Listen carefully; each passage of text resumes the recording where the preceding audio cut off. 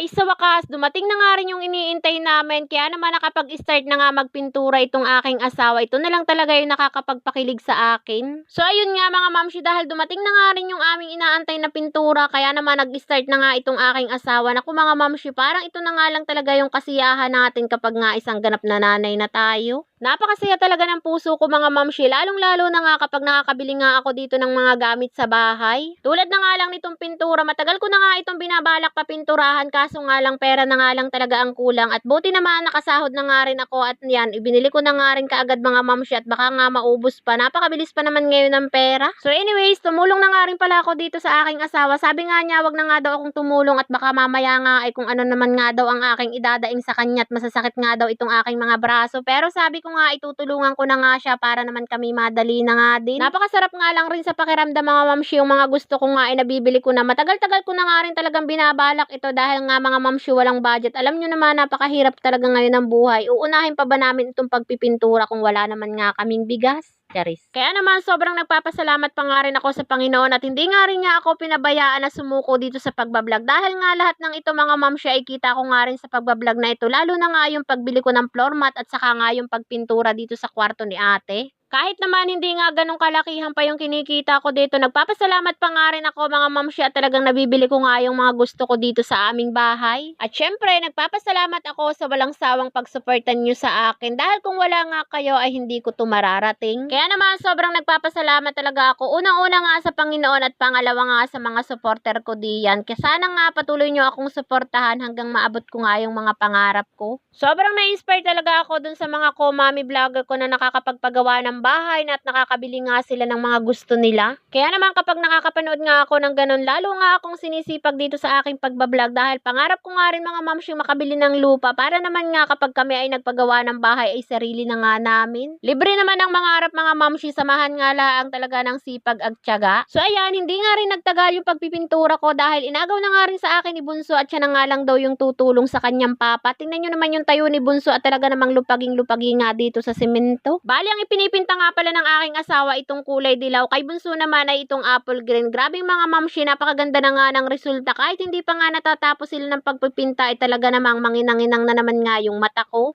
Anyways, mga mamshi, mahaba-haba na nga rin pala yung napinturahan dito ng aking asawa. Pero may part 2 pa nga tayo dahil ito nga mga mamshi ay first coating pa nga lang. Bali, mayroon pa nga itong second coating at ganito na nga yung pitsura. Medyo malabo pa nga mga mamshi at kaya naman lalagyan pa nga yan ng second coating. O diba, di nyo kinaya, may pa-English tayo dyan. Charis. So ayun nga mga mamshi at bibitinin ko nga muna kayo. Abangan nyo na nga lang yung part 2 at final look nitong aming munting kubo. Ay siya, yan na lang muna for today's video. Maraming salamat sa panonood. Yun lang.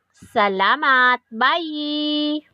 Ma-share ko nga lang pala sa inyo mga mamshi itong bago kong pinaglilibangan na 1xbet. Dito nga sa 1xbet mga mamshi ay napakalaki ng chance mong manalo. I-click nyo lang dyan yung link sa comment section, mag-register, at fill upan ang mga hinihinging impormasyon. At huwag kalimutang ilagay sa promo code ang Mamshiris. At kapag nakapag-register na nga kayo ay ito na nga yung lalabas. Napakarami nga ditong pwedeng pagpili ang laro. At para naman makapaglaro tayo, pindutin nga lang itong deposit at ito na nga yung lalabas. Pwede nga ito sa GCash or PMaya at marami pang iba. At kapag naman nanalo na kayo at gusto na kayong mag-withdraw, pindutin nga lang yung withdraw dito sa taas at ito na nga yung lalabas. Pwede nga rin kayo diyang mag-withdraw sa GCash, PayMaya at marami pang iba. Sa unang cash in nyo nga ay pwede kayong manalo ng 6,000 pesos gamit nga yung promo code ko. O diba, ganyan nga lang ka-easy dito sa 1xbet. Kaya ano pang hinihintay nyo? Mag-download na kayo at nandyan nga yung link sa comment section. At ang pinakagusto ko nga ditong laruin ay itong swap land. Napakabilis lang rin naman. So ayan, magbibet nga tayo dito ng 20 pesos. At napakabilis lang naman maglaro dito mga mamshi. Pipindutin nyo nga lang itong dahon. At hanggat hindi nga nalubog yung dahon ay dire-diretso nga yung panalo natin dito. O diba, napaka-easy lang at nanalo na nga tayo ng 43 pesos.